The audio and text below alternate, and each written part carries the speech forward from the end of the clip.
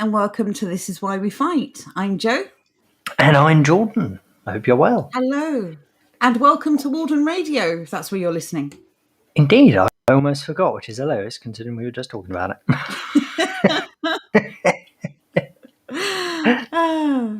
Hello, everyone. Thank you for joining us. We've got English Will is here, Tash is here, Sir Francis.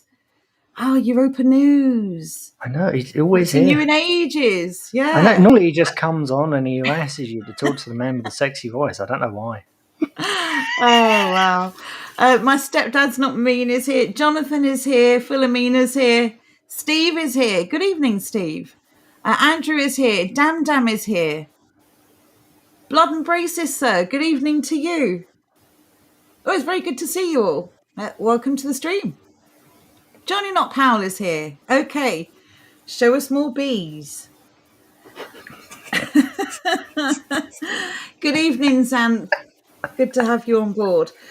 So yes, tonight we are going to be looking through some headlines. It's not the Your Opinion Sucks stream. That's Friday. What a wonderful stream title. That is indeed the Friday show. But Your Opinion Sucks is a wonderful title. I mean, just bigging up the Your Opinion Sucks stream. We have found possibly the worst article ever written. This thing, I go on about things being a war crime. This is somehow beyond a war crime. This is like a meat hook abortion plus a war crime. It's absolutely abysmal. Wow. I look forward to it. Though I hate it already.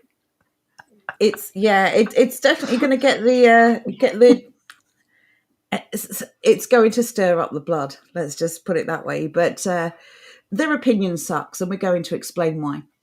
So, okay. To be fair, I think he explains why. Well, yes, he does, but he's going through this phase of no self-awareness whatsoever. Another entitled, ungrateful. Well, you'll find out on Friday. We'll get there. So we've got a bunch of stuff to get through, so let's make a start. Are you ready? I am indeed. All right, can I just say this first segment, I'm passing to Jordan because boring, but here we go. Somehow, chat, we have managed to convince Jo to do sports. I love it. It's wonderful. It's like my dream. Anyway, if anyone who missed this, you've obviously been living under a rock or you're on uncultured swine, but even so, Ollie Robinson was selected to play for England, and the first day of the test match, some tweets came out. He was a very naughty boy, apparently. Allegedly. I don't think he was. I actually found one of the tweets absolutely hilarious. As you can well imagine, the ECB being incredibly, incredibly woke. They were doing the kneeling thing last summer. Jordan, ECB, for us uncultured swine, you need to explain these abbreviations. England and Wales Cricket Board. Thank you. It's okay. That's the one and only time I'll mention them. They're like ashes in the mouth. I don't like them. Anyway, I probably shouldn't have said that, but anyway. Naughty boy. First day of the test match, it came out, he had some tweets. He was then put up in front of the media and he had to apologise. Now, he shouldn't have apologised. He should have doubled down because he didn't do anything wrong. But even so, you'd think that would be the end of it, right? You said sorry. That's good enough. No, absolutely not. There must be a sacrifice. So over the next couple of days, the media then started to make it worse and worse and worse and worse. And they took what was basically a non-issue, tweets made over a decade ago, or nearly a decade ago now, aimed at absolutely nobody, had a grand total of 4 likes, so nobody saw them, and yeah, they've now acted as if they're the victim, and Ramps has waded in on this, along with the PM. Mark Ramprakash, sorry, has waded in on this, along with the PM and the Culture Secretary, whatever the hell his official title is. Which culture? Well, allegedly allegedly our culture, but apparently not. There are many parts of this that are painful, but we're going to ignore most of them because this kind of leads into something slightly kind of aligned, I would say, aligned with this. Gary Lineker has said something as well recently. When somebody voices an opinion, wherever that may be, unless it's directed at a specific person, why do these maggots keep crawling out of the woodwork and claiming that it was aimed at them or acting as though it were? This is what annoys me so damn much. Ramps is in here acting like a bloody victim for no whatsoever. I'm going to find the exact line. Here you go. I've heard lots of people express sort of sympathy with Ollie Robinson and say hasn't he shown a lot of character? But I haven't heard enough about the victims or the people that these tweets are aimed at. They're aimed at nobody. They're aimed at absolutely nobody. They were just sent into the ether. His mate liked them, and that was it. If you're going to accuse someone of victimising someone, do you remember the good old days when evidence was required? Yes. How do they feel? Where is the sympathy for these people? They are UK citizens, a lot of them. You don't even know, do you? You're just making stuff up. We live in a diverse society and we really don't want this behaviour. There's a lot of things we don't want, but we didn't have any choice. I thought we lived in a free society. Apparently we not. Don't want this kind of censorship. Go on. We live in a society that they have decided this is no longer acceptable. God knows why. He then brings up Jofra Archer and Moeen Ali. As you can tell from their names, not terribly English.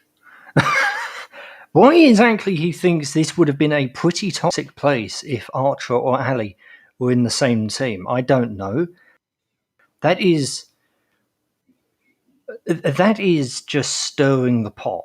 That isn't even conjecture. That's actually outright trying to cause trouble. Well, they're not English, so yes. This is English cricket. It's not British cricket. It's English. It's not a club you can just join with a piece of paper.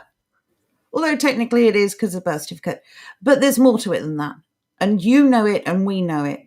This is ridiculous. This is just race baiting. This is absolutely ridiculous. Exactly. It is race baiting. That's all this is. The thing is... There you go. David Gowers agreed. So David Gowers agreed with Dowden, saying that it was not appropriate punishment. There's no punishment that's appropriate for someone saying something.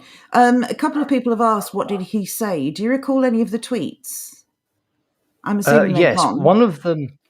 No, you can still find them. But one of them I stand by just being funny. I will find them. Not going to be too difficult. He hasn't I taken them down. like Michael Carberry's tweets at the bottom there. No, they've screenshot them, obviously. I like what Michael Carberry has said at the bottom there. A man who is famously kind of banging on the race issue. He's done that for a number of years now. He said if it was up to him, he wouldn't be playing Test cricket. And apparently these sort of tweets are things that you can come back from. You can't rehabilitate somebody from saying mean things. That's good. The first tweet was what you're talking about. Okay. This is a small picture, by the way, not my internet. The first tweet, I wonder if Asian people put smiley faces like this. No, I'm sorry, that's funny. There's no way around that. The last one is the one that I find most interesting. You can see the amount of likes, by the way. There are none. That's how many people this affected. This one here, a grand total of 2 retweets, 1 like. Literally, 3 of them, nobody interacted with, nobody cared. Who were the victims? That last tweet, he obviously doesn't have any Muslim friends, does he? So that's ironic on more than one level. My new Muslim friend is the bum. Whey! That's just, they're funny. Exactly. There was a time when people could take a joke. But the last one, right? The last one is the most offensive, massive air quotes. The only reason you would find that offensive is because it's true. It's a stereotype, Muslim, but people blow Muslims, themselves up.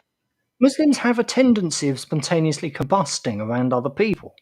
I don't know why. It's something they should really get a doctor to have a look at. But it is true. On They top should of talk that, to the experts. There's plenty of those to be found these days.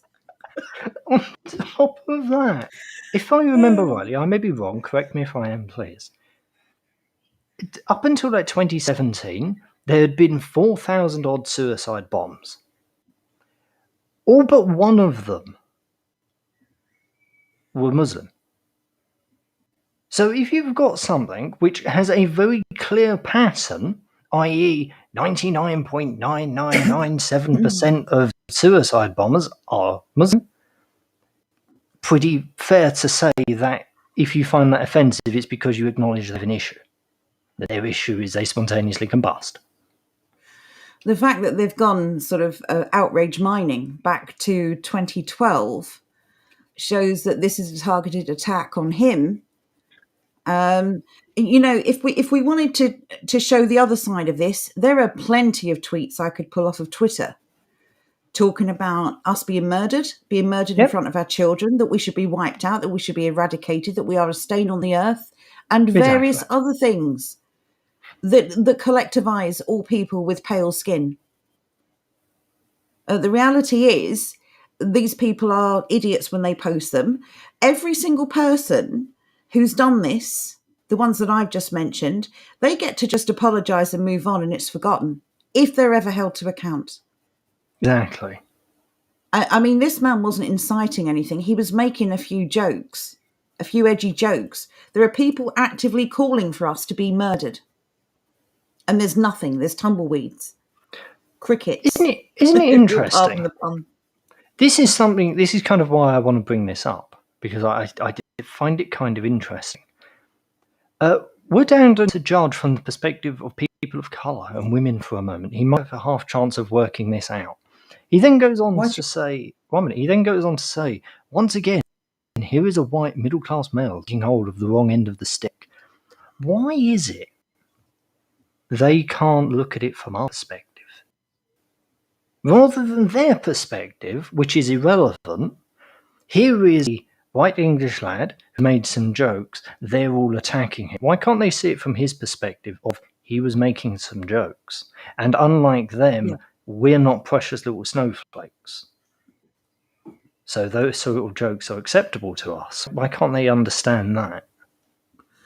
We have plenty of people taking the mick out of us. Well, yes, absolutely. It's interesting as well, because this gets into our second point, which is going to lead to the Gary Lineker moment. The wonderful moment that is. Gareth Southgate criticises fans who booed players for taking a knee. Have they ever considered it from the player's point of view? These people who travel pay a fortune, including kits, season tickets, and various other things, to go to be entertained. And when they arrive, what happens? They get lectured. This is what they don't understand. They look at this as, it's a learning moment. It's a moment we can try and affect society and all of that nonsense. What they don't understand is that we don't want it, we don't like it, and we don't appreciate it. We don't want it anywhere near our entertainment. It really doesn't matter what our entertainment is. We don't want it. Go away with your nonsense, please. I'd go so far as to say we don't care. When we're at a football game, when we're at any entertainment venue, we don't care about your political opinion, regardless of what it may be. I don't want political lectures when I'm out for entertainment. Exactly. And I'm sure everyone agrees with me. We don't. That's not what people are paying for. They're paying a hell of a lot of money and your wages. How dare you enforce your opinion on them? Force them to sit through your 30 seconds of grovelling for something that wants to, by the way, enslave you and annihilate you, you idiots. Although, technically, I suppose the England team isn't so English anymore, so that's not actually true, is it? Ridiculous. It's just baffling how these people don't see it. Just It get your really communism is. out of our entertainment, out of our country, ideally. Just leave it alone. Just nobody cares. Speaking of the booing, Southgate added, "It's not something on behalf of our black players that I want to hear because it feels as though it's a criticism of them."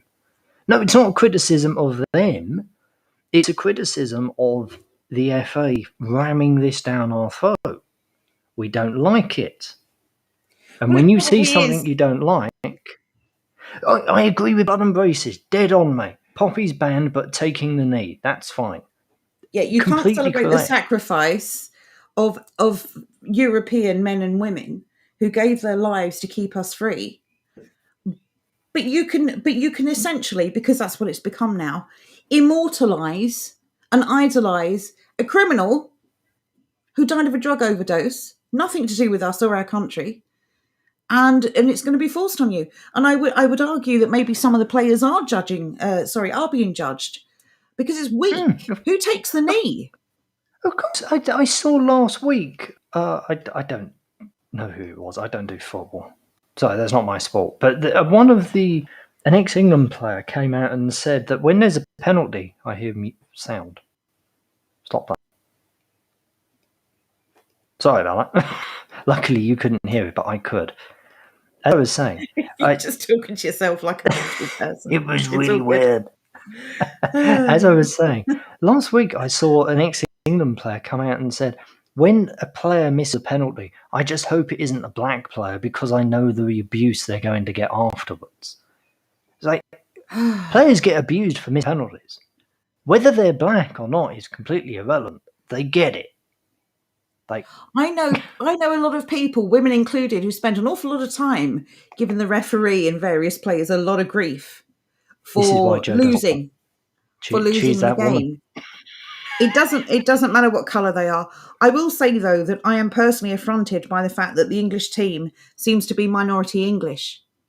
If we're talking about actual equality and equal respect for cultures, the English team should be English. The African team, however, can be as African as it wants. I believe you mean But French. the English team, no, that would be Muslim. The English team should be English. And I'm not being funny. There's a comment here just now, and I'm going to bring it up because there you go, Stephen. It's the 3 lines more like 11 Africans. Look, no offence to Africans who want to try and be English. You can't. First of all, you can't be English. It's flattering that you want to be like us, but you're not like us. Why aren't you proud of who you are? Be proud of your own culture and your own ancestral homeland. We're proud of ours. Leave us alone. Go be proud of yours. Yeah, why can't they understand it from our perspective? Rather than looking at it from theirs for once, why can't they look at it from ours? Let's start turning it back on them. Most of all, stop pretending you're English. You're not. You never will be. That's not superiority. That's just reality. You're not English. You never will be. There you go. Facts. Gary Lineker, Ramona in chief.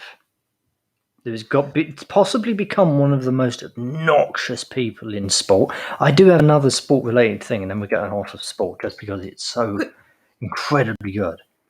Quick question before you read this. Is it incitement if I say I supremely wish Gary Lineker chokes on a Walker's crisp? Well, the iron.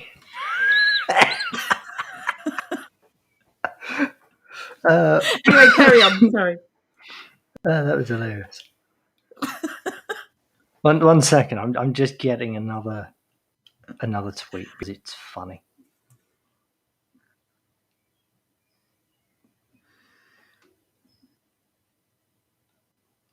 That's all right. We'll just amuse ourselves while you're doing that. Read the headline while I'm finding this. Cover for me. Come on. Okay, so Gary Lineker has been praised after he unleashed a wave of right-wing tears for criticising those against taking the knee. Posting on Twitter, the broadcaster and former footballer said, "People who boo England football players, not English ones, England football players for taking the knee before matches to express support for BLM were part of the reason people take the knee. And the usual suspects threw their toys out of the pram. Who does he mean by the usual suspects? Normal people. Just bog standard normal people. Lawrence said something against it, and he's actually said something pretty accurate. If you don't boo a bunch of spoiled millionaire ball chasers taking the knee to a Marxist cult whose stated aim is defunding the police and dismantling the nuclear family, then you should sharpen up your sense of irony. Or just do what St. Gary, the moral supremacist, says. Boo. I'm not sure what that boo at the end is, if he's trying to be a ghost or what, but there you are. Just for those listening on the radio who can't see this, the original tweet says, this is from Gary Lineker, if you boo England players for taking the knee, you're part of the reason why players are taking the knee. I did say it before as part of the paragraph, but there it is, and that was Lawrence Fox's response. And no, go on. I was just going to say, would you like seeing Gary Lineker being taken down a peg? Oh yes, always. It's always fun. I love it. Whenever I'm feeling like a little bit sad inside, I remember this tweet exists, and then I go and look at it because it just makes me feel a warm and fuzzy. Jonathan Agnew, leader of TMS, Test Match Special, put Lineker on full blast and told him to keep his political views to himself. Yeah, unfortunately though, Gary Lineker didn't listen, did he? No, he didn't. But there's still something incredibly nice about that. Just like basically the one of the main guys at the BBC when it comes to radio, taking on Lineker, telling him to keep his views to himself because they go against editorial guidelines. It's just lovely. It feels to me there's been a bit of a sea change. I know that your average person kind of comprehends what's going on, even if it's subconscious. And they know that we're under attack because you just have to, spend a couple of minutes on the media to see this. Mm-hmm. The sea change I'm referring to is more and more people who have platforms are starting to push back. And I think what we've got is a culmination of people have had enough of being told what to do. Absolutely. And I think this is leaching out into every area of sport and culture and society. Yeah, I fully agree with you. I think this is starting to come to a boil again. It's kind of interesting. It died off for a little bit. Now it's back. Oh, people have had enough. Maybe. Oh, go on. I just remembered we didn't post the link to the radio in case anybody wants it. So there you go. Oh, yes, we ought to do that. Tisk tisk. Oh, don't start me off on Lily Allen. Oh, no. The idiot who apologised to the son of a terrorist on behalf of Britain. How dare you speak for all of us? Lord Bullet says, I'm not British, I'm English. If I fill in a form and there is no English selection, I create my own English box and put a tick in it. Yay! Well done, you. That's really good. Good. Be proud of who you are. Everyone should be proud of where they're from. And that's everyone. But stop trying to identity steal our identity. Thank you very much, everyone else. You cannot just, this is not the trans agenda. You can't just identify as English. Okay, there is criteria. And if you don't meet the criteria, you're not going to be English. Mm-hmm. David Lammy, listen to my words. You're not English. And you're certainly not English when it's convenient for you. Because if we're talking reparations and you're English, pay up. Carry on. That's a good point. If he is English, he should be paying him, shouldn't he? Go and pay yourself. Because you're English sometimes, apparently. Well, no, pay us instead. But anyway, getting back to the... Pay us and leave. Just clarifying the point. Anyway, yes, back to the headlines. Back to the thing of why we find this taking the knee thing so offensive is because they bring up really completely and utterly useless things like the tweets. But we can all agree that the tweets from Ollie Robinson were nothing. There's nothing in these things. The worst one is probably the females who play video games tend to have more sex and be happier. Right? That's probably the worst. It's not offensive. It's just kind of argue crass. that's probably completely wrong. I would argue it's. I would argue it's completely wrong as well. But at worst, it's crass, and that's about it. Also, what he said at the bottom, not going to lie, a lot of girls need to learn the art of class. Kind of ironic considering the tweet that he posted, the females who play video games one. But he's not wrong. I never said he was correct. He is correct, I think, on that third one. When you see videos of these girls, lying in the street Twerking. drunk with their legs wide open and twerking, that's the one that gets me. It's horrendous. They genuinely ought to be ashamed of themselves. Yeah, but as I was saying, utter state. They point at this sort of thing. They act like the world's greatest victim. Like nothing has ever gone wrong. You saw what Ramps said. It was acting as if somebody's dog. It was embarrassing. Well, the interesting thing there is are actual problems in the world. And he doesn't name a single person. Sorry. He doesn't name a single person. He just takes credit for being a victim. You can't block those ads. The Independent needs your cash. Well, at least their website's working. I did find it incredibly enjoyable that The Guardian was one of those that went down. Okay, this is going to boil your blood. It boiled mine just when I read the headline earlier on. Anyway, what are they saying? These paragons of society. Once again, keep in mind when we kind of somewhat maybe get a little bit edgy on Twitter, the world is ending. Meanwhile, this individual raped a 13-year-old girl, got her pregnant, and then claimed he didn't do that bad of a thing. It's not that. Yeah, we didn't commit that big crime. Journalists made us out to be big criminals. First off, wonders of English. Really, you learned a lot while you was in this country. Please bugger off.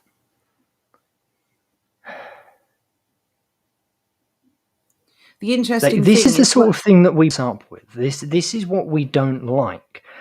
Meanwhile, they take the knee and implicitly they're siding along with these sort of people. And I do think they are siding along with these sort of people. And this is the push that people need to start having. We need to start pointing out to them that every time you take the knee, ultimately you are actually backing this.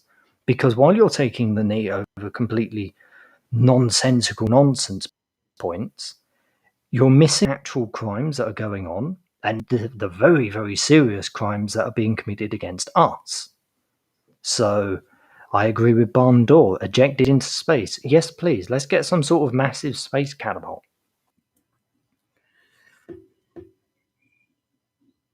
This is war. This is war on our men. And just to finish this thought before anyone points out the obvious, the women and children of this country are being used to harm you.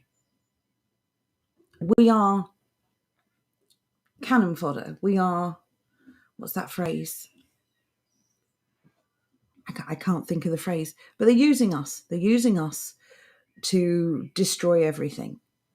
They're using us. These children that go through this are never going to recover.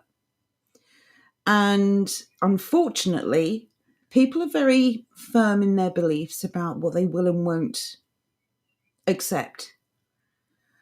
I don't know any men personally who will go with a girl, like court, date, whatever phrasing you want to add to it, marry, who has been with one of these men. These girls have been used up and spat out. Where is the outrage? The utter outrage. And when a few good men tried to stand up and put a stop to this, they were arrested by the British police. We know that Keir Starmer actually shut down investigations into these gangs. Mm-hmm. This so-called leader of the working class party, who has done anything but defend the working class. These people are disgusting. These people are running fast food restaurants, they're taxi drivers, they have access to children. These children are being pulled out of children's homes and given to them. These people are so protected. The fact that they can say what they say without just an amazing amount of backlash sums up everything that is wrong with our public society. And I do mean This public. this is the institutional racism that they keep going on about. The difference is actually in their favour and against us. Yeah, they're just describing it incorrectly. Anyone with a platform should be up in arms over this comment, over this crime, over this Agreed. cultural decline. Mhm. Where are their voices? Exactly. I'm waiting for another Muslim to get online and say, but Muslims are the real victims, right? No, the real victims are the children that they're preying on. We've not committed that big a crime because they think that white women and white girls are trash. Something to be used and spat out. They're not real people. They're not human. They don't see them as having any thoughts or feelings. The dirt under their feet. That's what they think of these girls. Mm-hmm. And that's why they don't think their crimes are that bad, because they don't feel that they've done anything bad at all. This is their culture. This is what they do. Except they're doing it to our children now. Sorry, go on. What you said about Starmer and the police and the children's homes and all of that, that is why there will never be a political solution to this. There just can't be. The political establishment is against us, and that's the end of it. There is no infiltrating of it. There is no... Jack Straw is another one. Great call there, Arius. That quote from Jack Straw is something to behold. There will never be a political solution. Going down that route is just idiotic at the extreme.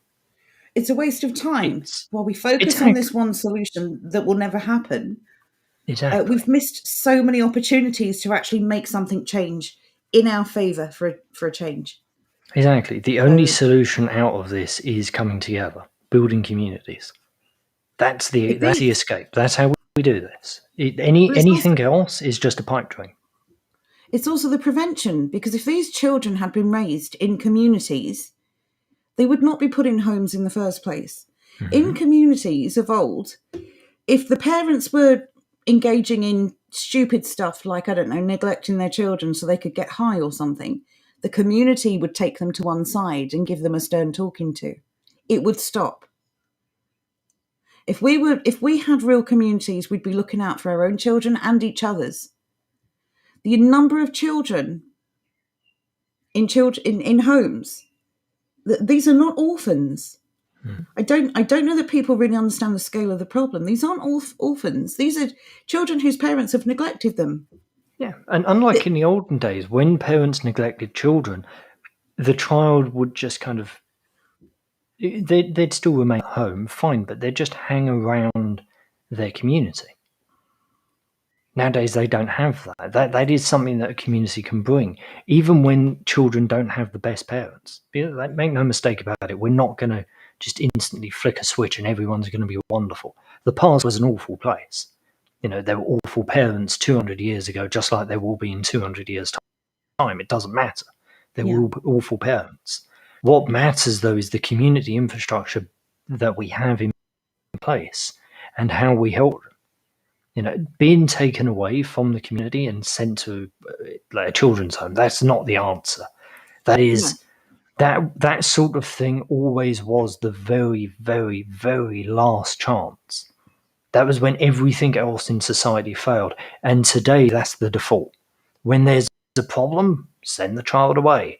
Once upon a time, that child would have stayed at home, or at least in his village or her village, and they would have worked odd jobs around the village, and the village would have fed them and all the rest of that jazz.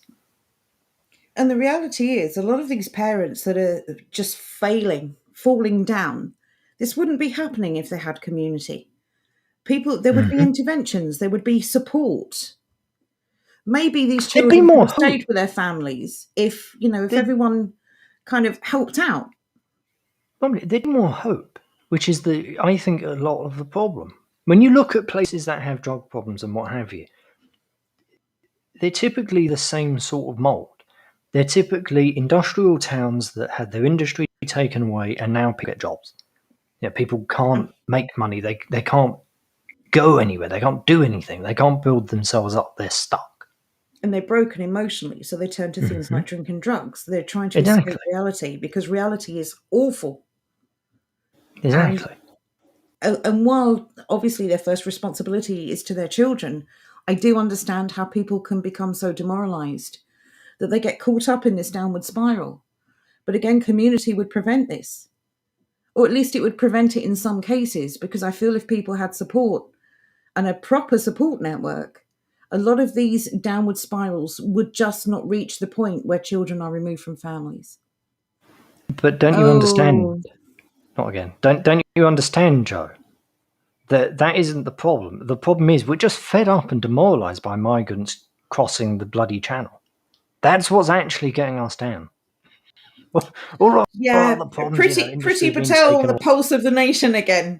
We're not fed up at all then with your inability to do your job, with the fact that the people smugglers, it turns out, is the UK government, with the fact that you haven't deported any of them, the fact that you're not returning them to France, the fact that you're not stopping NGOs bringing them in, the fact that you're going into French waters and actually escorting them back to Dover, the fact that Dover Social Services and Dover Council are suing you because they can't deal with any more unaccompanied children with beards.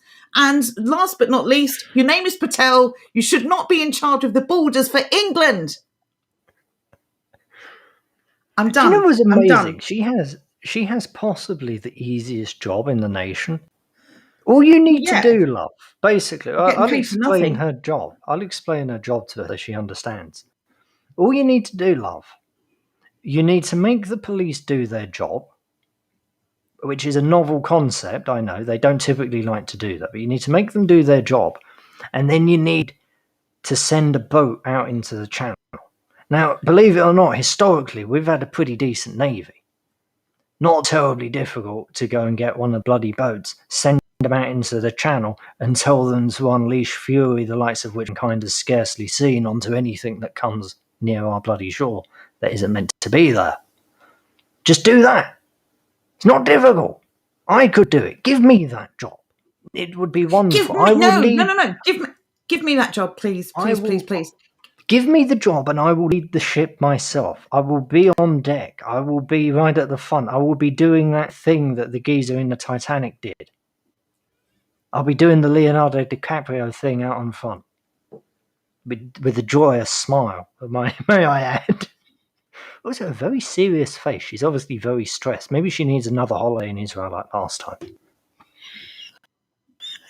I don't know. I think there's too many politicians going to Israel for holidays.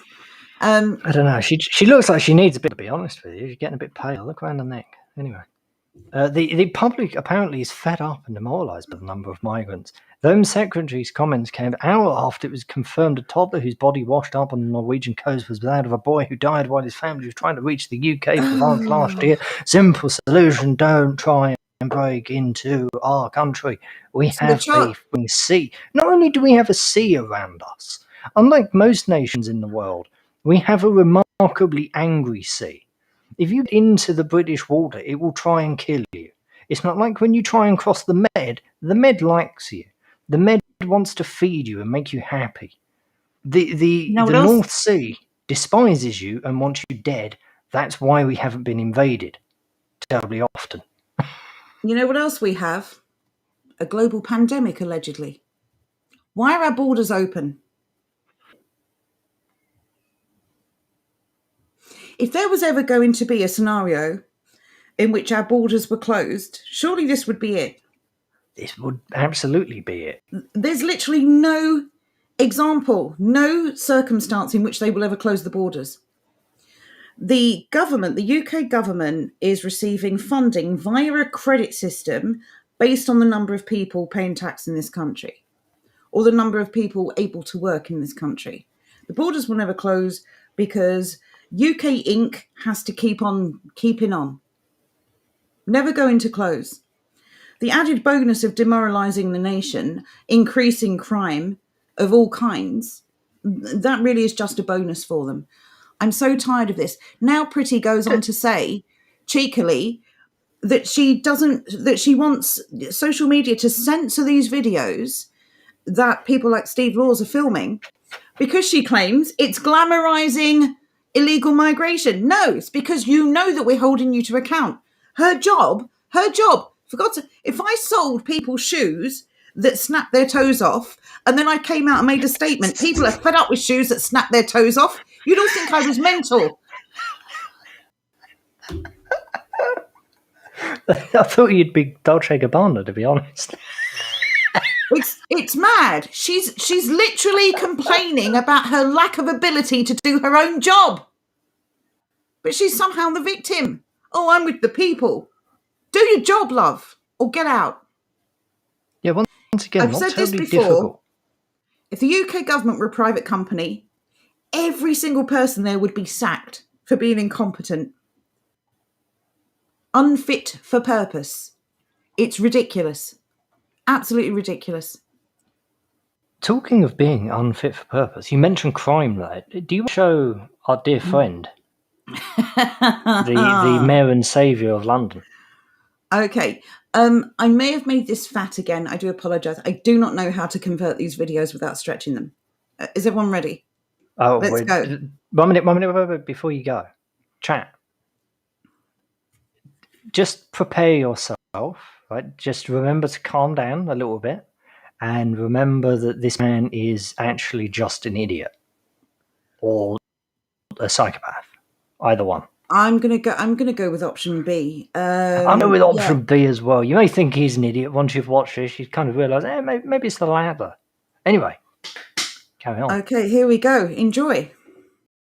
Crime is up, robbery is up, knife crime is up, rape is up, taking motor vehicle offences is up, residential burglary is up, knife crime with injury is up, knife crime with injury and robbery is up, and you think, honestly, that London is more safe now than when you took over as Mayor of London? I do. That's absolutely extraordinary. On the 2nd of June, you gave an interview to Niall Patterson at Sky News, and he asked you, to what extent then is it a matter of personal regret to you that London is less safe than when you took the job? And you responded, oh, it's not less safe, that's the first thing. So I had a look at the Metropolitan Police's statistics.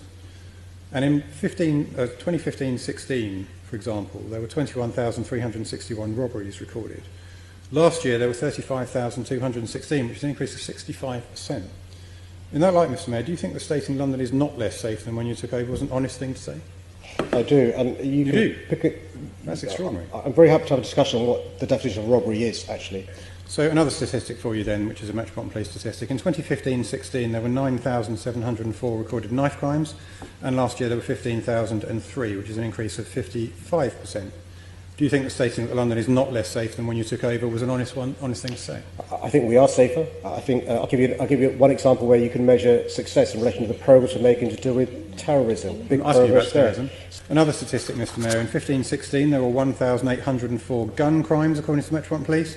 Last year, there were 2,342, which is an increase of 30%. So again, do you think that saying that London is not less safe now than when you took over was an honest thing to say? I do. You do. So gun crime is up, robbery is up, knife crime is up, rape is up, taking motor vehicle offences is up, residential burglary is up, knife crime with injury is up, knife crime with injury and robbery is up, and you think, honestly, that London is more safe now than when you took over as Mayor of London? I do. That's absolutely extraordinary. Absolutely extraordinary. Jordan pointed out to me that I missed this the first time. Define robbery, and Jordan pointed out that would be taxation. Define robbery. I'm very happy to have a conversation about defining robbery. When you take something that doesn't belong to you, is that not robbery? Can we have a discussion about what robbery is and why taxation is theft, and maybe not be taxed anymore? Thank you, Mr. Mayor Atweasel. I'm gonna bring up a comment from Stephen, just going back to Patel for a moment. I'm disappointed you're not bringing up Europa News. I'm gonna lose my mind if this is true. She said it was causing the migrant stress because they were being filmed. Oh, 1 minute, I need to find that.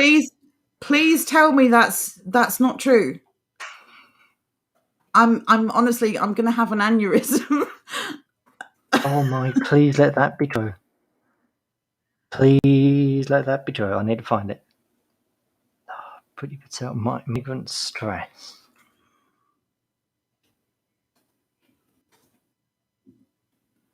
They want They to. think- They want to break into our country illegally in peace and quiet. Do they? They want to Yeah, they just wanna- silently invade our beaches. At the end of the day, they've just had a little sea crossing, right? They've now come off of the boat. Their hair is a mess. They've not been to makeup. No, they ain't been to wardrobe makeup Their yet. brand new shoes are a bit wet. You know, got a bit of salt on Exactly. them. They're new Nikes. They only just got them. They're £1,000 mobile phones. You know, a bit moisture in the air from that just awful journey. I'm honestly just going to call it right now: nets, electric eels, piranha. Create a Gunships. border between Gunships. France and England, and let nature do its job. Bring back HMS Dreadnought. That's what we need. Anyway, getting back to our Mayor and Saviour. Just there's so much from that. First, can we? I'm happy to have a discussion on the definition of robbery. What does that even mean? What do you mean? What does he mean? Yes. What does he mean? Are you by asking that? what does robbery mean? Well, you know, we reasonable people, we understand what robbery means. It means when you take something from somebody else that doesn't belong to you. Yeah, but he obviously had That's like a fair. snappy answer ready, didn't he? I think he was hoping. I think he was hoping to have a chance to kind of paddle it out a bit. I and think make he himself was. the eternal victim. I think he was looking forward to it. Do you have a link to download that video, by the way? I don't have a link because I grabbed it on Telegram. I'll put it up in This Is Why We Fight, though, Arius. And if you're there on Telegram, you can save it and do with it as you wish. Oh, we can pop it So onto Discord as well. Yes, we can. And then you can save it and download it. Let me just find the original video. It's going back a ways. Keep talking, Jordan. Oh, well, Or do you want to in move that on to the case, next story? we move on to the next one. If you can pop it onto the screen for me. Right. Hang on a second. I'm trying to find Mayor Ratweasel. Would it not make sense to put it on the screen so I can talk about what's on the screen while you go, look, I can cover for you? Right? Logic. There we go. Once again, chat, we've Don't logic convinced me, I'm a Joe of a woman. miraculous thing. I know, right? Poor you. Ooh. Don't start me on that, otherwise I'll get Ollie Robinson Ooh. and his sexism onto you. Anyway, as I was saying, we've done the unthinkable. We've convinced Joe to talk about sport twice on the same show. Yeah. 3 times in the same year, to be honest, is quite remarkable. Anyway, Euro 2020, fans at Wembley Games required to show proof of vaccination or negative test before entry. There's 2 main things from this. First off, UEFA says UK-based ticket holders aged 11 or over can show proof of full vaccination with both doses received at least 14 days before the match. You will not be able to go and watch football matches at Wembley without a vaccination or negative test before entry. Interestingly, though, ticket holders for matches taking place at Hampden Park, up in Scotland, will not be required to show proof. Why? That's very interesting. What is the reason for this? I don't have one. It's Right, there fans you go. I put who that up. live in England attending. Sorry? Sorry, I've put it up. It took me a while to find it. Carry on. Oh, thank you. Fans who live in England attending games at Wembley can show their vaccines via the NHS app. UEFA says its main priority is to deliver a safe tournament and is working with local governments and health authorities to ensure measures that adhere to public health guidance for the host country. Right, whoa. Last time I checked, public health guidance was not you need a vaccine certificate The host before country you're allowed being... venue. Yeah, the host country being England, it is not the British government's consensus that there will be domestic need for COVID passports. And by the way, it's been very publicly declared that the trials they did, these venues, resulted in no excess. What was the wording they used?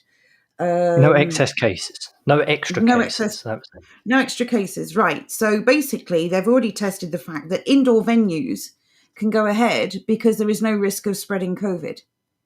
And yet here we are. And this is really where the 77 Brigade come into their own, I think, in these sort of comments. The vaccine passports that were recently told, or that we were recently told were immoral and wouldn't be happening. Somebody has then replied with, nobody said they were immoral. Infrastructure is already there. I can see a QR code for my vaccines on my phone. We're saying they're immoral. 77 Brigade. Yeah, exactly. We are saying they're immoral. It's not moral to have to show papers. Right? The papers, please, not a thing in this country. Go away. That's a Chinese thing, if you want that. The only countries that have to go through this generally are those that are occupied. Exactly. No one else has to.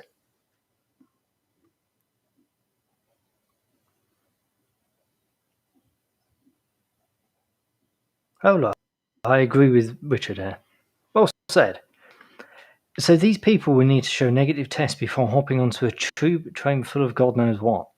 While the UK daily death numbers hover around 5, whilst 1,000 plus other people die of natural causes, not caused by obesity, smoking, etc. I want to bring up something. Someone's mentioned this before.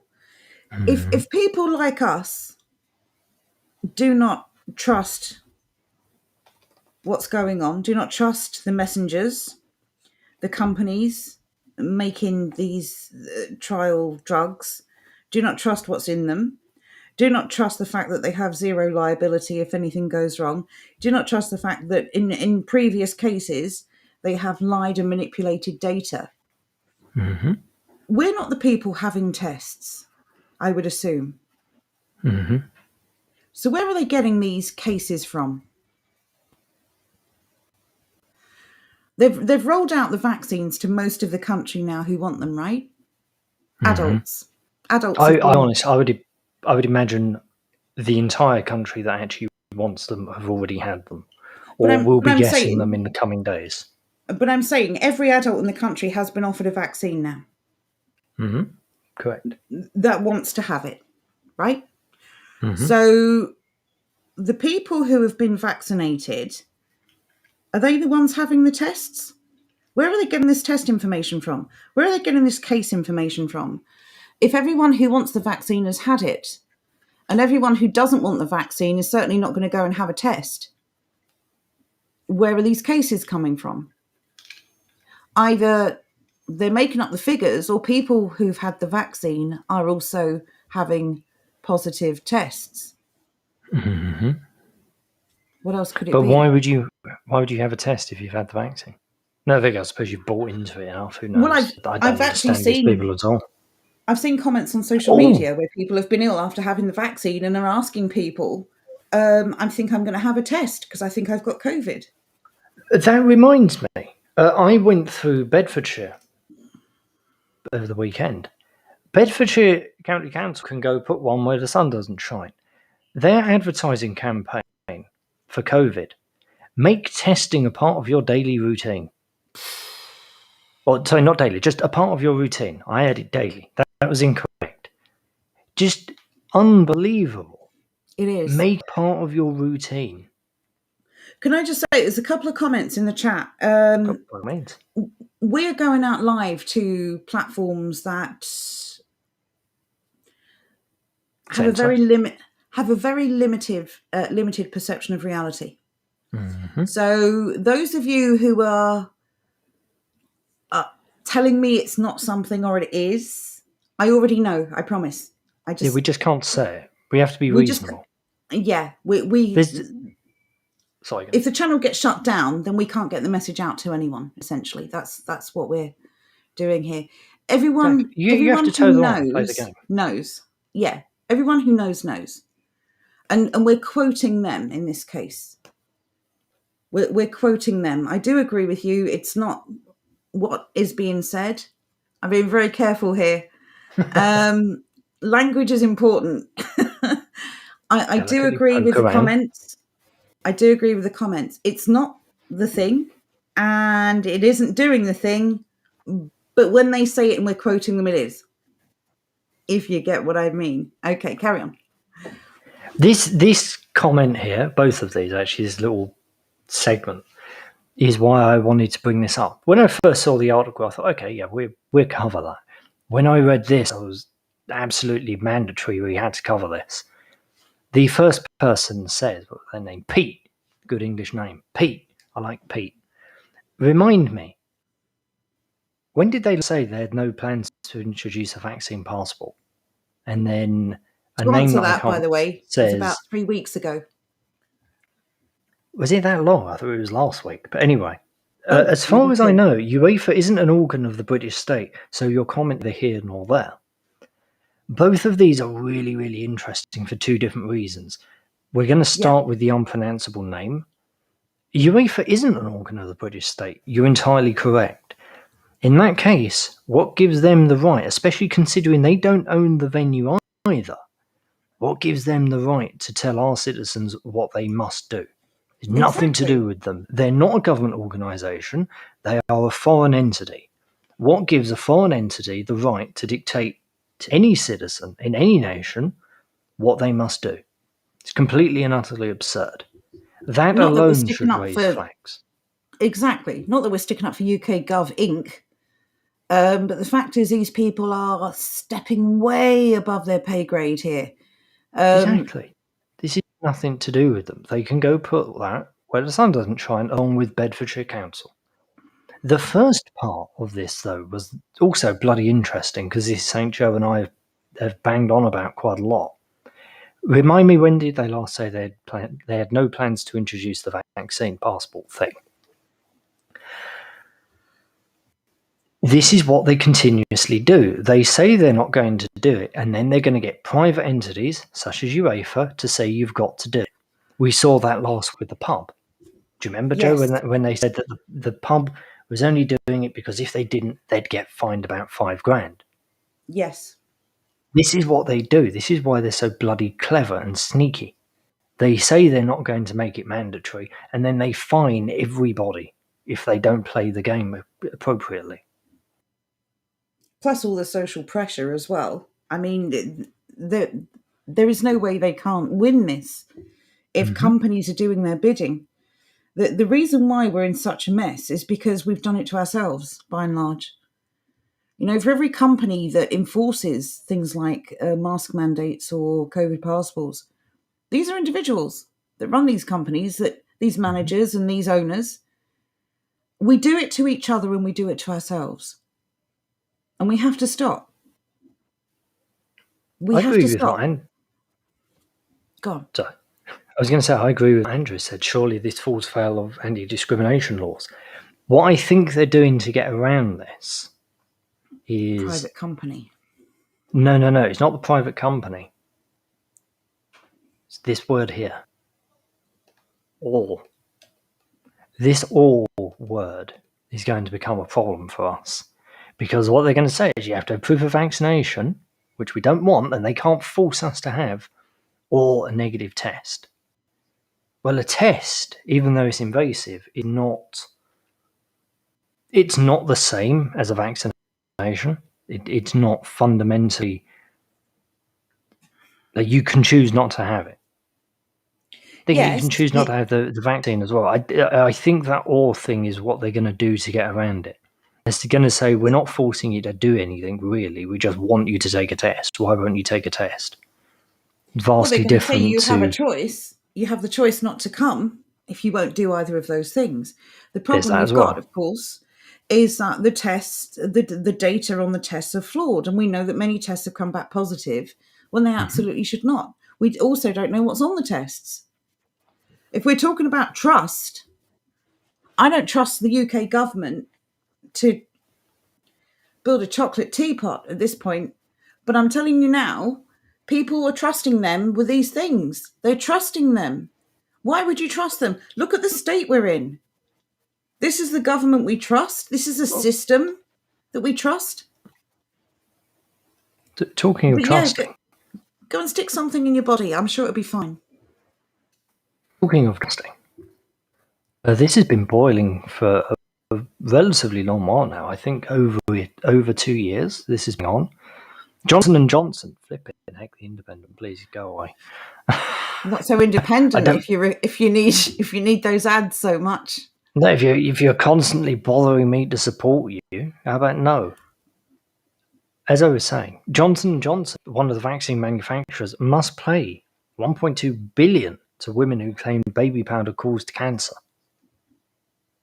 Interestingly, though, it denies it contains carcinogens. Well, it can make any statement it wants, but the reality is it has been legally defined as being guilty of the claim, and it has to pay out. Oh, asbestos in the baby powder. Nothing serious then. Well, asbestos is nice and dry. Well, as you said as well, Johnson & Johnson are the owners and creators of one of the vaccines which have been rolled out in the UK. I'd be very interested to see the evidence that allowed this court to make that judgment. Because if it's true, and they're putting asbestos in baby products, on earth would they care about what they put in adult products? It's very interesting. It's weird that they haven't reviewed the decision. It's very strange. This in general very, very weird. I haven't really followed it, but I do find it, especially at the moment, I do find it interesting that they are one of the companies who've fallen foul of this. Sorry, carry on. Just one moment. Don't scroll anymore, please. Oh no, just scroll down one paragraph. Yes, please.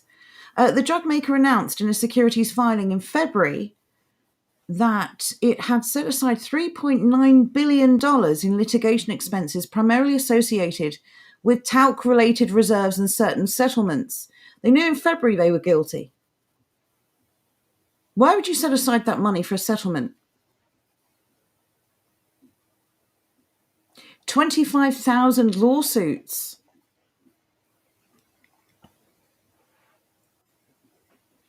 They stopped using talc in baby powder in the US and Canada since May 2020. While still disputing it caused cancer, why did you remove it from your product then? Fueled by misinformation around the safety of the product and a constant barrage of litigation advertising. If I remember rightly, isn't talc just clay? Yeah, it is. It is magnesium silicate. But these are not the only lawsuits, though, that these vaccine manufacturers have gone through.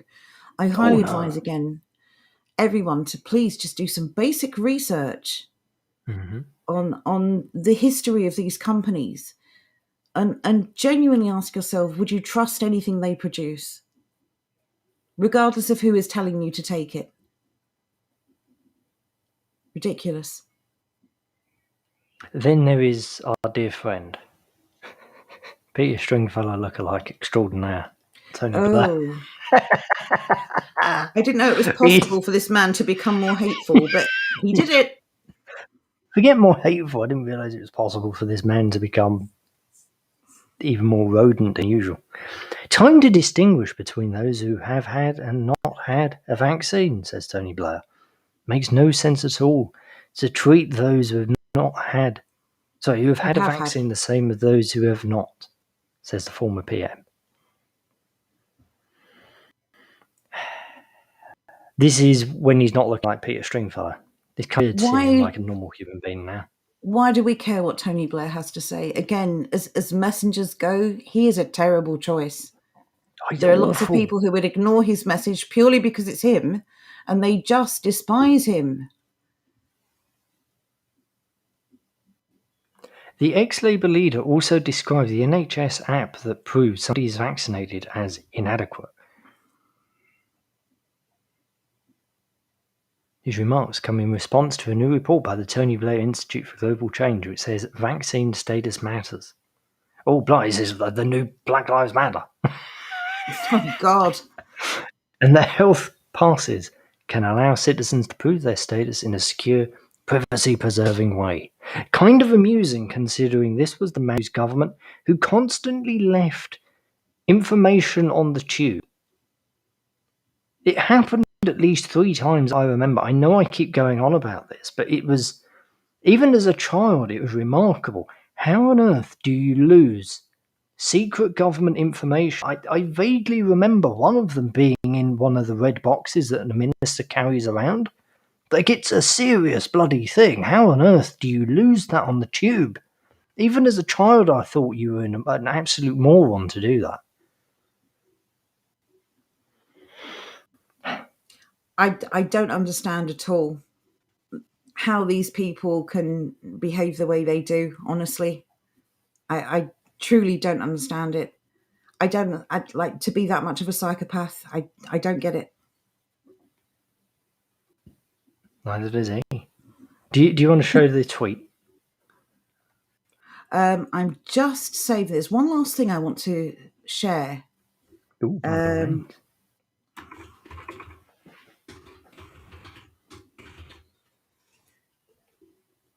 Right. Okay. Let me quickly save that. I'll upload it. Right. Sorry. What did you want me to do? The Tony Blair tweet.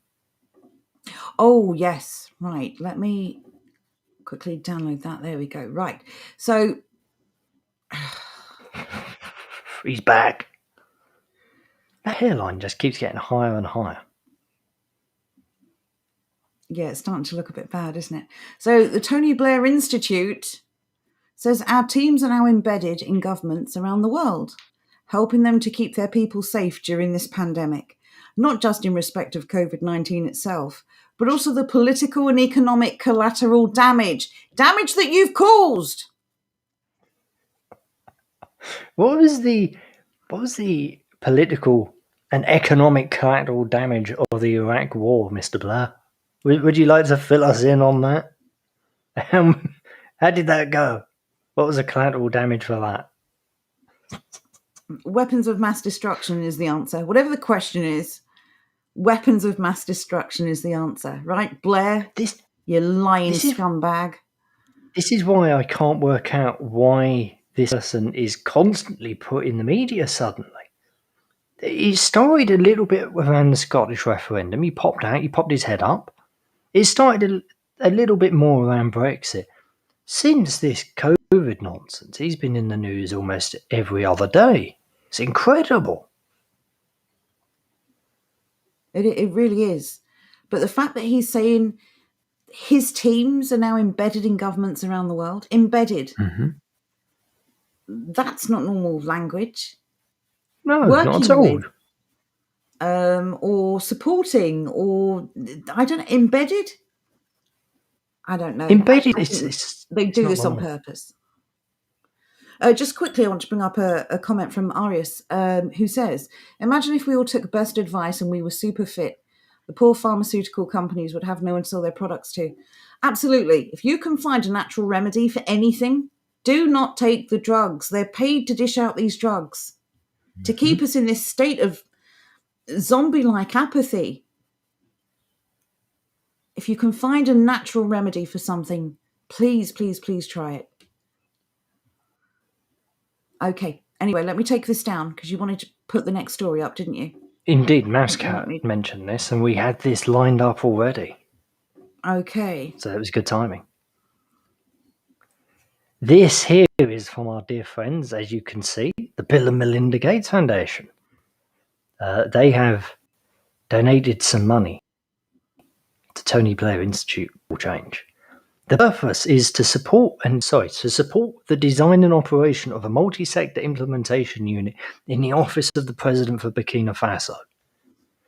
This has somehow cost 3.4 million quid. It's going to last for 24 months.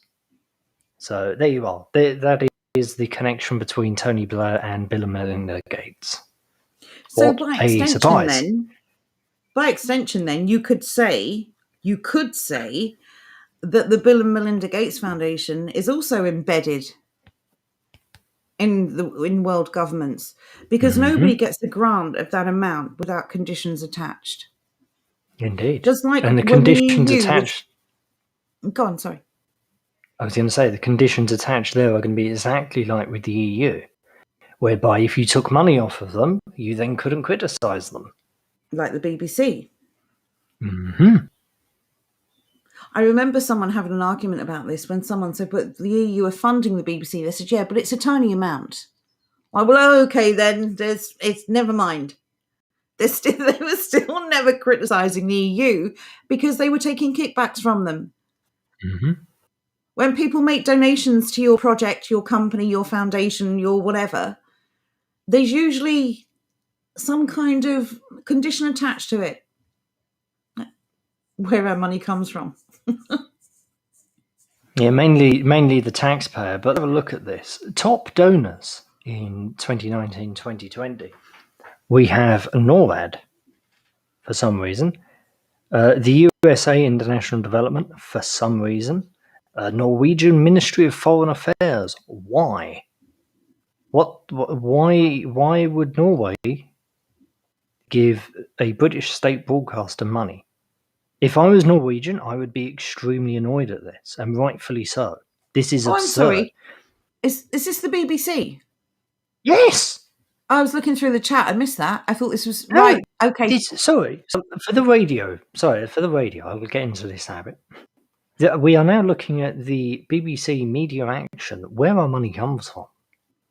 And they get money from a lot of people, including Global Affairs Canada, for 1.6 million. The Bill and Gates... the Bill and Melinda Gates Foundation, 1.5 million quid. UK Foreign and Commonwealth Office, 7.6 million.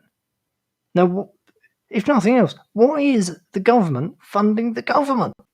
They have a bloody budget. It's called the licence fee.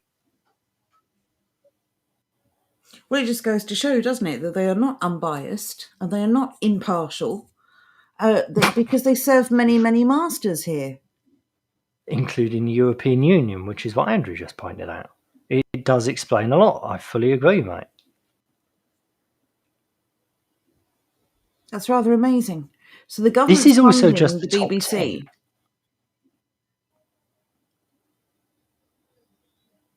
Well, that's a good point.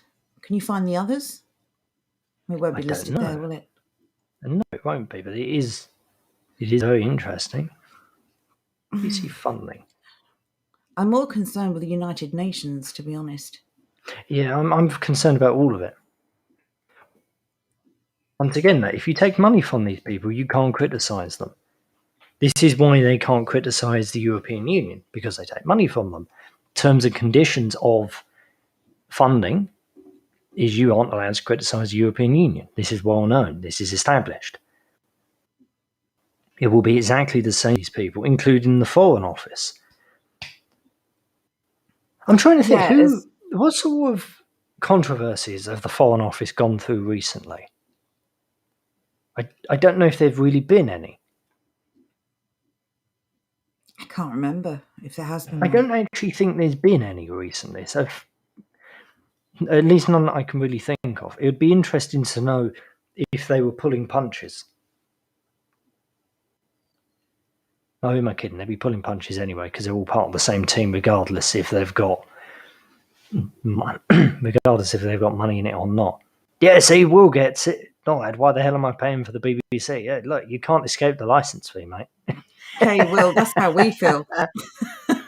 My That Does Not Mean says, don't bite the hand that feeds is the attached condition. You say this is the top 10? Mm-hmm. So where is the British taxpayer? They're not donors. Oh, is this donors? Yeah, this is just donors. This is just people who've donated money. Yeah, have some cash. This is what I want you to say. Global Affairs Canada. Once again, Norway, 800 grand. Why? The fishing thing? I genuinely don't know. Possible. I don't know. It's just very strange. All I know is that everywhere you look, there is massive collusion. Mm-hmm. Massive collusion. all of these companies, these people, they're all interlinked like a big dirty spider's web. And if you follow the trail, you'll always find another one. They're always linked. They're either funding each other or they're working with each other, or somebody used to work for that company and now they started this company. There's no escaping it. This is not incompetence. These are not individuals who are just terrible at their job. They're all in it together. It's us versus them. The sooner people understand this, there is no left or right in this.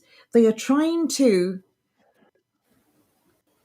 implement total tyranny worldwide. You're either for this or you are against it. You either believe in freedom or you believe in tyranny. You're either a collaborator or a free person. There is so much information online. Anyone who's got access to a smartphone or a computer or any other device that can connect with the internet has no excuse to be buying this. So that leaves you with choices, doesn't it? These people are either unwitting idiots, collaborators, or they're inside. They're part of it.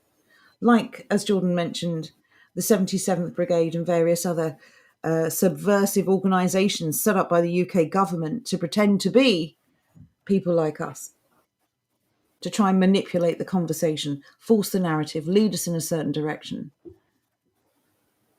They're all in it I'm together. trying to remember that there was an article recently that really, really defended Bill Gates. I thought it was the BBC. Yeah, it was. Here it is. Well, they got such a tiny donation from the Bill and Melinda Gates Foundation. I wonder how I much know, money the right? BBC have received that wasn't on that chart. It would be interesting to find out, but here it is by Jack Goodman and Floria Carmichael. Bill Gates microchip conspiracy theory and other vaccine claims fact-checked. By whom? By these two. Jack and Floria. It's two random people fact-check this. They're not And it made a random, BBC headline. They're BBC fact-checkers. These people know all the things. They know everything. Look at this.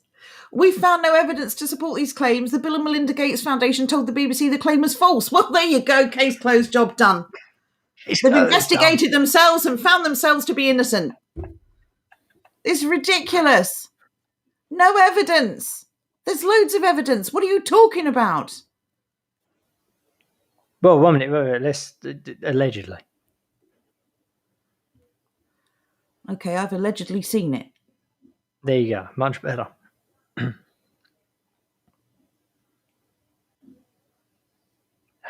Just in general, just like whatever. Bill Gates did not say this about the vaccine. Yeah, okay, whatever. Bill Gates is another one of those protected people. So yeah, there are the haves and have-nots, and that's taken on a whole new meaning now. That is something they've said themselves. Do you have that video from not Tony Blair, sorry, his absolutely incompetent Scottish sidekick, Gordon Brown? I just tried to upload it and it's telling me I can't. No! That's okay, we'll show it another day. I'll try again. Actually, I'll try and find it. Try again and I'll try and find it. How can I exceed my quota? I've just deleted tons. Don't do like the COVID figures. You need to delete it back to 0 every month.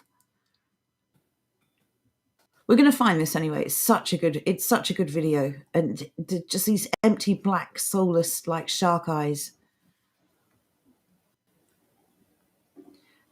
Yeah, the BBC is like the NHS. It's basically the World Health Service now, but only one nation's paying for it. Is it any wonder it's doing so badly? Right, 1 minute, I have the video.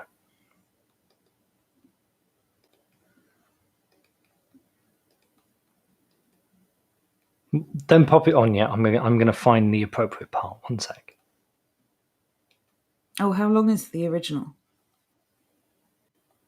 That is 50 seconds. Do you want to watch it all?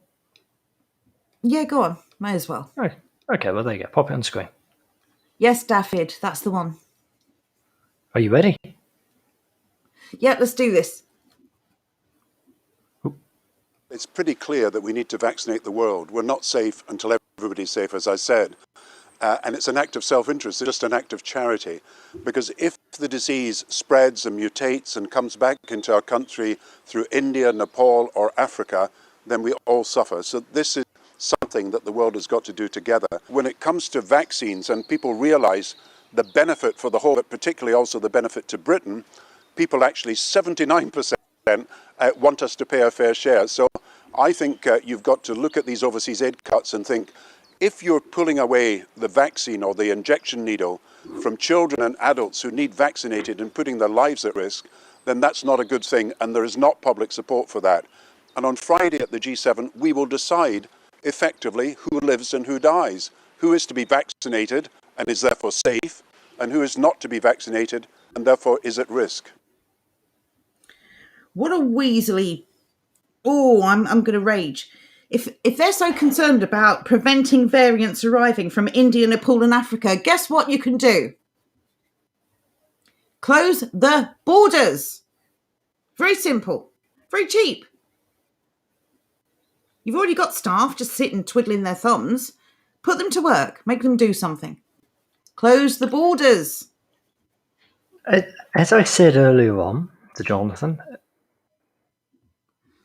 he's gone from we not only save the world to we decide who lives and dies. The God complex is strong with this one. Worse than Blair, Exactly. surprisingly. Never ever let him forget this statement. Every time he opens his mouth in public, he repeated back, we save the world. This is interesting from Mousecat. Are all these ex-prime ministers compromised in some way? Makes you think, doesn't it? Makes you think. Aria says we are not safe until the vaccine has been proved to be safe. In the meantime, the vaccine does protect us against various strains, so it's good, or it doesn't, so it's bad. Exactly. Nobody knows the long-term effects. Nobody knows what you will or will not be protected from, if indeed anything at all. I personally am going to stay in the control group. I'll wait for the data to be released in 2023 and then we'll see. Yeah, where's all the David, gold gone? I agree, Roy. I can't put this one up on the screen because of that word. But David says, these people, that's not the word he used, seem to have more power when voted out. Weird or what? Well, it's amazing how they all go on to have really lucrative careers. I mean, the Tony Blair Institute for Global Health or something. I mean, holy... It was just the Tony Blair Institute, wasn't it? I'll get the name. I've forgotten already. It's so memorable. On the Bill and Melinda Gates thing, it had a full title. But this is a man who killed millions and millions of people in the Middle East. For no reason. Allegedly. Over a lie. Oh, come on. The report's out. Well, but he claims to care about global health. I apologise. First off, you're wrong as well. It's the Tony Blair Institute for Global Change. Oh, whatever. Well, yeah, he does care about change. Fair play. Exactly, Roy. What kind of prime minister, an unelected prime minister, as was accurately pointed out, what kind of prime minister announces they're going to sell the gold, forcing the price to tank? What kind of numbskull announces they're going to offer... Whatever. I hate you. I hate you all. Dirty, dirty politicians. And this is why there's no political solution. This is one of many reasons. Because, as you say, if they appear to be compromised when they leave, when did that occur? Surely not after they left. Who knows? But I know this. If there were a political solution, we'd have it already. If this was not the time... I mean, holy crap. The only Tory rebels we've heard about in the last, 15 months? Are complaining about the cut to foreign aid. Where are the actual rebels? A grand total of 30 of them. Could you put that in big boy view, please? Yes, I can, sorry. Where are the actual rebels? Yes, I'll go with you allegedly. Yes, Stephen, we never actually found them. But the point is, sometimes the evidence of no body is no crime. Just saying. The Tony Blair Institute for Global Change is a non-profit organisation set up by former UK Prime Minister Tony Blair, which proclaims its ambition as beginning to help make globalisation work for the many, not the few. Oh, God, no. Where's my sick bucket? Who? Why is he using that phrase? Isn't that Corbyn's phrase? That is indeed Corbyn's phrase. I can't work out entirely if this is something that Tony Blair has said, or if this is something that one of the Jeremy Corbyn people have put on. Well, If yeah, it's the bear in latter- mind, this is wiki, and it can be If it- edited. If it's the latter, that's quite amusing. I would approve somebody from the Morning Star wrote this. That is amazing. Even so, sickly. Just sickly. Yes. Don't approve. You go away. And as Mousecat reminds us, Gordon, that woman Brown, that was an amazing thing, wasn't it? We've already shown that video a couple of weeks ago, but it was wonderful. Yeah, was that very, was very good. brilliant. So here's a comment. Oh, right. Hang on a second. A couple of comments here I want to read. First of all, Daffy says, Tony Blair funded mainly by Saudi Arabia. That's kind of them. Well, we all know about the House of Saud. Moving on. Rob D says, notice how most ex-prime ministers and US presidents seem to just disappear immediately after their terms are over. Although some with their ugly heads a few years later. Yeah, they're like parasites, aren't they? Or an STD. You just can't get rid of them. Wealth transfer, says Nico, to his mates on Wall Street in the city. It really does come down. I know this is about power and this is about an agenda, but it's always going to come down to the money. If you follow the money, you find the links. Mm-hmm. It does make you wonder what their obsession with money is, because surely these people have all of the money right now. Good evening, our pal. Thank you for joining us. Good Mousecat says, foreign aid, backhanders that circle back to benefit them personally, no doubt. I'm sure of it. I'm absolutely positive. Rob D, where's Theresa May? What's she up to now? She oh God, I'd be hiding forever if I She's still on the backbenches, just kind of sitting there quietly sulking. Yeah.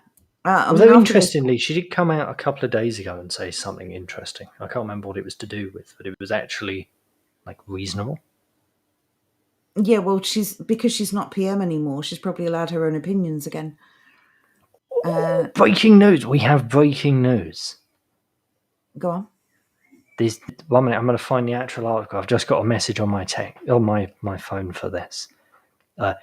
ECB to take appropriate action over England players' historical tweets as more emerge. More players have been naughty little boys.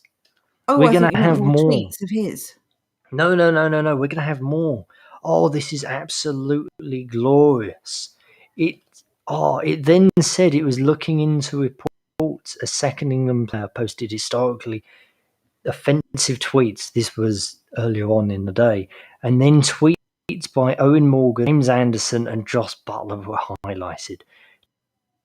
James Anderson, which I'm going to find, had a wonderful little, I hope bites him on the backside. As much as I love Jimmy, this was a knobbish thing to say. Where was it?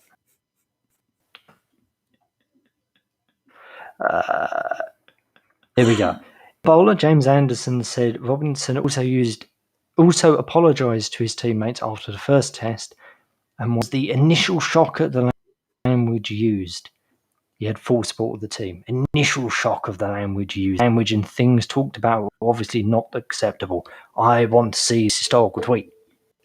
This sums it up perfectly, doesn't it? When you see people, people in glass houses really comes to mind. These people have this almost ideological drive to witch hunt other people for crimes that they themselves have committed in their eyes. To come out and comment on something you know you've done yourself is just lunacy. Yep. But this is all about karma whoring. It always has been. Jerry has nailed this perfectly. Joffa Archer will be fine to say whatever he wants.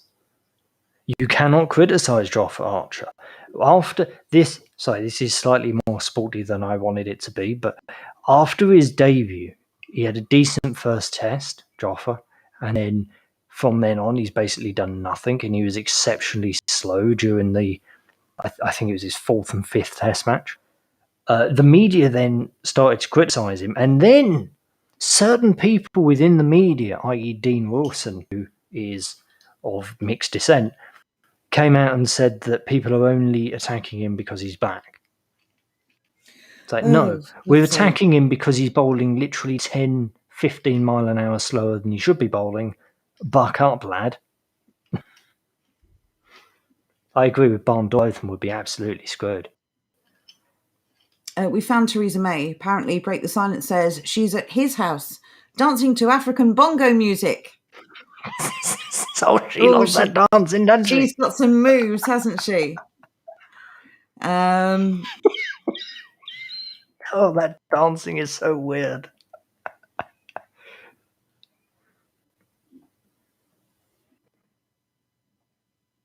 Olympics is cancelled, says Will. Sorry, not sorry. I think we're in a position where we have to stop letting these people pull our strings. It doesn't matter what you love. It doesn't matter what you support. If there are conditions attached, you're not free. Simple as that. Oh, what a weird Oh my God, please don't. Oh no, look at, oh no, it's cringy. She's trying to do the robot, but she can't. Please stop dancing, Theresa May. She is a robot. Look, oh no. She's just got this weird body. Her arms are so long. And weird. Look, her legs are so long. Her body is so short. Everything is weird. She still looks like Gru from Despicable Me. I'm sorry. Or the Penguin. Maybe the Penguin from Batman. Oh, it's so unnatural. It's like it's literally a politician trying to appear human. It's just wrong. Please stop. Yeah, she's not human. Yes, wave. Have you seen her teeth? She's like a grabbler. I don't know what a grabbler is. I just made that up. She's like some kind of little alien gargoyle thing. Oh no. Why can't politicians at least have a bit of charisma about them? Can we go back to the olden days when politicians were just incredibly, incredibly rich and they just bought their position and everybody knew it and accepted it and it was all part of the game? Because a part of their thing of just being incredibly rich and corrupt was that they were also bloody funny. Can't we just go back to those days? Or should we go back further?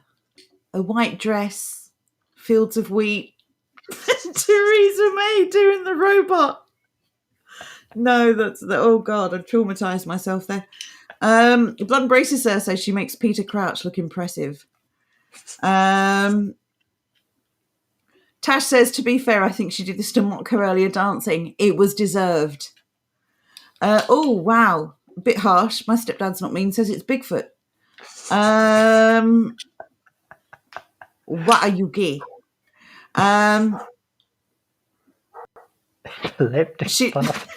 She just looked at my screen and now she stopped dancing. Thanks. Oh, damn, sorry. Oh, wow. Praying Mantis. Johnny Red Pill Seed says she looks like she just bit her husband's head off. Pinocchio without the strings. She does have a bit of that weird Praying Mantis vibe about her.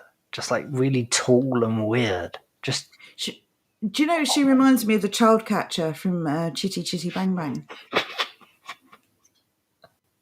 Seriously. She's... I thought that was Preeti Patel's job. No, she doesn't look weird. She's just not fit for purpose. Yeah, but the overall connotations is what I was. It was an catch up. Mousecat says, what weirdo is going through people's social media from 7 to 10 years ago? Oh, yeah, they call that journalism nowadays. These are activists. These are ideologically zealous activists who are determined to find some wrongdoing. I mean, need the to earlier find. they went back to 2012, for goodness sake. Sorry. I need to find what James Anderson has said.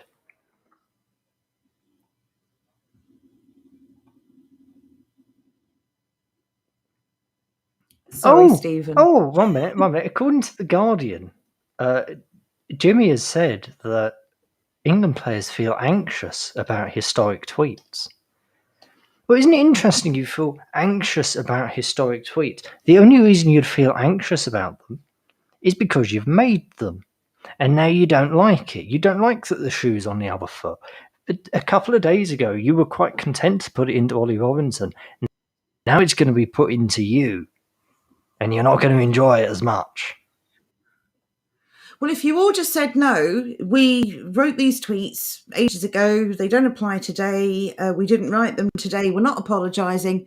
If everyone just did that, this would end. All of these awful systems only exist because people play into them. Just stop. Just say no, I'm not having this. If everyone just stood up and said no, we're not doing this anymore, it would simply stop. Oh. I face palmed so hard, I think I may have like a palm print on my forehead. It doesn't matter how old you are. This is Jimmy speaking. Sorry. It doesn't matter how old you are. You can never know too much. It's really important we keep doing this. Keep buying into this because it's hugely important and makes our game as inclusive as possible. Keep into this. That's literally what I just said. Keep playing their game and the game will never end. But one minute. Does the phrase keep buying into this imply you don't believe it? Yeah, play along. Exactly what it because means. that's what, when you say you're not into this, or you are, you never say you are buying into something, you say you're not buying into it. This implies inherently that the players don't believe this. You can see how sincere he was and how upset he was when he stood up in front of the group of players and apologised. Then why does it matter? First off, once again, he never said anything that was aimed at anybody. I'm done with this for now. I have a feeling this is going to be an ongoing saga. Tune back next week for more updates. The thing is, it's going to get to the point where literally everyone has some like past crime that's going to be brought out and they'll be vilified publicly, put on the ducking stool and everything. And at some point, everyone's got to say, no, we're just not doing this anymore. They're only treating us this way because we are enabling it. Stop. Just stop. Oh, I found it. I found the tweet. They don't even make allowances for the fact that this is that we used to have free speech, and probably when these tweets were made, we had a very different makeup, and we had free speech in this country. No, you're just evil and bad. I found the tweet from Jimmy. I'm incredibly offended, isn't everybody? I saw Stuart Broad's new haircut for the first time today. Not sure about it. Thought you looked like a 50-year-old lesbian. So what I'm trying to remember what he was. Broady, 15-year-olds or lesbians? I'm not sure. So he's going to get. Trying to remember what his haircut was back in 2011, back in 2010, which is a weird thing to say. So has this Broady made a complaint about this tweet? No. Do they feel victimised? No. Well, then what are they doing? I don't know. Who's complaining? I don't know. This is so weird. This is so weird. This is going to get worse as long as people play along with this. Exactly. Which is why we always say, if you behave online as though you were offline and you just have normal conversations using normal language, these people cannot do this to you. I would argue that Jimmy was kind of correct. Looks a little bit like a lesbian. Probably a feminist. Even so, isn't it lovely that he just said about those ridiculous things that he said about Ollie Robinson, which I've actually forgotten because they were that completely and utterly irrelevant to humanity. And now it's coming back to bite him on the backside. It just makes you feel good inside. This is people again taking offence on behalf of someone else. Your life is so empty, you are so devoid of any pleasure or fun in your life that you have to take up a cause, and you don't have one yourself, so you have to jump on someone else's. And whether they're unhappy or not, you're going to make sure everyone else pays for it. So well done, you sad, pathetic piece of crap. I'm so tired of this. I'm so tired of these people. Offence isn't given, it's taken. If you're offended by something someone has written, you have options. You can block them, delete it, walk away, switch off whatever you're using, or you can man up and grow a pair. Unless it's aimed at you, unless it's incitement to violence against you, shut up and get on with your life and let everyone else do the same. It's interesting how all these tweets basically say the same thing. Oh, not tweets, sorry, all these replies to the article. Anyway, that was that. I'm out of articles. I've got a quick thing I want to mention. Yes, Phyllis Bears brought it up. So the president of Nigeria had all his tweets removed, I believe, or got blocked on Twitter. So he's banned Twitter in Nigeria. Sucks to be you, doesn't it, Twitter? I didn't know that. As Will rightly points out as well, he said he looks like a lesbian, but I thought men could be lesbians now. It's a good point. There's no offence in this. Maybe he was identifying identified his friend. Yeah. I identify my friend as a 15-year-old lesbian. There you go. If I was... Do you think that's This is why I could never be a sportsman. Because if I was here, I would double down. If I was bored, I would come out and say, don't worry about it. I was identifying as a 15-year-old lesbian at the time. That would be great. If that was his response, I think that would break the internet. But truly, do you not think that's the next step? That you will soon be able to identify other people as something you want? No. You can never identify other people as what you want because then you're racist. What? No, that doesn't work. It does. That's the rules. Them the breaks, as they say. Yeah, but that's like full tyranny, isn't it? Isn't that what they want? But they like full tyranny, but they like it in their direction. Oh, I see. Them the rules, as they say. I thought when you started going on about president, I thought you was going to show the other thing. Which one? Oh, Biden. No, the slap. Oh, I can't upload it. But you do have the video, don't you? I can find it. I'll find it. Chat, relax. I've got this. I'm an expert. So I'm sure everyone in chat has heard about Macron's popularity. So yeah, in case you haven't seen this before, in case you're not on Telegram, as it's the only place I've seen it, there's a nice little video to go with this story. Don't worry, CNN have got us covered. It's the first time. Actually, Jordan has found. This is the first time CNN have ever been useful. I will bother with the audio because the audio is glorious. It's like a proper slap. Yeah, can I just mention this before you start? Philomena says, in the shop with frozen baguettes. If I'd been there, I would have introduced Macron to a baguette. Right, okay, let's watch this. This is amazing. Was visiting restaurant owners in the southeast part of France as COVID restrictions are being eased. Why talk over the slap? No, they're talking over the slap. Oh, it's jumping a bit then. I didn't see the slap. Well, I can send you the video because I have potato internet. I was going to say, can you just pause on the face where it's connecting? No, I want the slap noise. Okay. All right, send me the link. I will find it. Don't worry. I promise you, chat, I will find you the slap. Oh, speaking of slap noise, I've got a great video to share with you. I can't do it tonight because I can't upload it. You know the one I mean, with a chair. You're talking. I'm listening for a slap. Give me a minute. Oh, okay. My bad. Oh, that was so good. Okay, you can really hear it on this one. This is like a real life slap. I Right, don't know how to okay. describe it. Okay, let's see what this is all about. Give Okay. the slap noise. Just finding it now. Oh, what?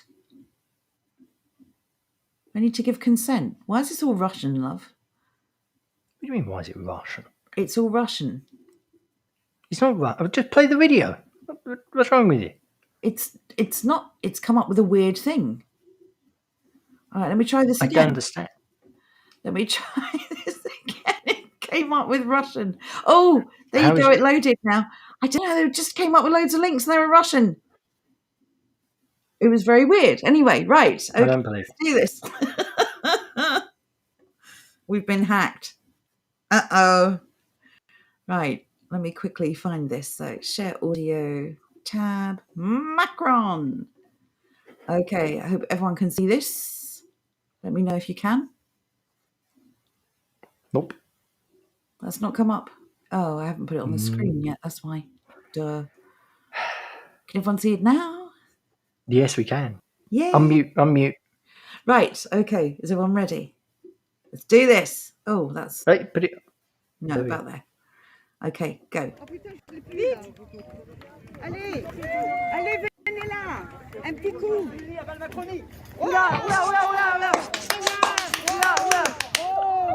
Oh non, ils sont cons quoi. Oh non, mais n'importe quoi. N'importe quoi. C'est une honte, oui. Oh, mais ils sont marteaux. Venez là, nous on veut pas du mal. Monsieur Macron. Monsieur Macron. Une photo si on veut pas du mal. That was amazing. I told you, the proper slap. Even from like 15 foot away, I have a far that woman here though. That was so good. That was so good. I so agree good. that it was too soft. Anyway, on YouTube, slap that like button. Slap it as hard as he got slapped. Oh wow. Give it the Macron slap. Edgy talk. No, Nico, I'm sorry. No blood. Well, not that we could see. We can hope. He doesn't have any. Nasty. No, he's a nasty little globalist. Deserves everything he gets. He took the thing that turned the frogs gay. He's the one with the Napoleon complex, isn't he? Don't you snort on your border. Let's smack down, as Will said. Well, he needs to get a taste of Le Baguette, the frozen baguette. No, I don't wish violence on any of these people. I just wish they'd stop interfering in our lives. I know that's too much to ask. That they just behave like decent people. A jambon, if they call it. Oh, I believe boy. that is. Ugh. Anyway. Yes. Wrapping up. Right. Yes. So thank you, everyone, for joining us. Thank you for tuning into the radio, if you have. Very, very grateful for your continued support here on the channel. We will be back tomorrow. Tomorrow is Jordan and Jonathan with This Is Why No, We Dig. tomorrow's Wednesday. Oh, is it? I thought today was Yes. Wednesday. No. Never mind. Just ignore that. I'll be back tomorrow with Jordan. Yay! Thank you for joining me. Stream. Quick reminder, in case for any reason you are not here tomorrow, it is This Is Why We Dig This Thursday, and we are live this Friday for Your Opinion Sucks. So yes, Before we leave, genuinely, we're setting this on a high point. I don't think Your Opinion Suck will ever find a worse article. It is mind-blowingly incredible. Oh yeah, but we'll find good stuff. Don't you worry. We've got a few things lined up for this one. So thank you, everyone. Have a very good evening. Thank you for joining Indeed. us. Thank you if you hit like or sub or follow or whatever platform you're on. Slap it as hard as Macron got slapped. Oh God, Jordan wants a chief slapper. That's what it is. It is. This man has got the job. He's in the running. He's done it. He's done the thing. Oh, you got to have a laugh, haven't you? We really hope that you've enjoyed the stream, and we hope that we see you tomorrow. So have a very good evening. We're back tomorrow at 7:30 UK time. We hopefully will see you then. Take care, all. Indeed. Bye for now.